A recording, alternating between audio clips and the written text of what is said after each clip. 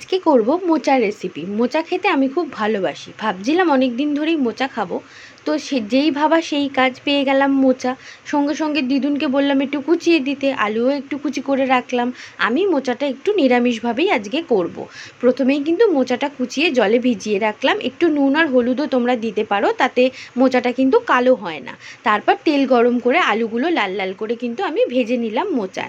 নিরামিষ মোচাটা এইভাবে তোমরা করতে পারো, খেতে কিন্তু দারুণ লাগে। তারপর তেলের মধ্যে আমি শুকনো লঙ্কা, পাঁচফোড়ন আর তেজপাতা ফোড়ন দিয়ে কুচিয়ে রাখা মোচাটা দিয়ে ভালো করে কিন্তু নাড়াচাড়া করে একটু নুন আর হলুদ দিয়ে নিলাম। দিয়ে নিয়ে ভালো করে নাড়াচাড়া করে নিলাম। এই মোচাটা কিন্তু করা খুবই ইজি আর খুবই তাড়াতাড়ি হয়।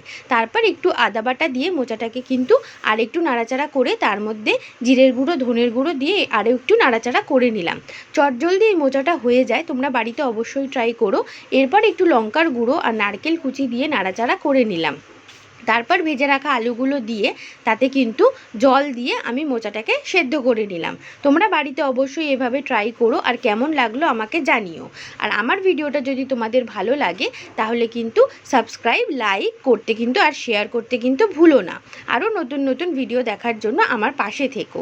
দেখো মোচাটাকে কিন্তু আমি জল দিয়ে নিয়েছি, ও সামান্য একটু চিনি দিয়েছিলাম। তোমরা যারা মিষ্টি খাও না তারা স্কিপ করতেই পারো।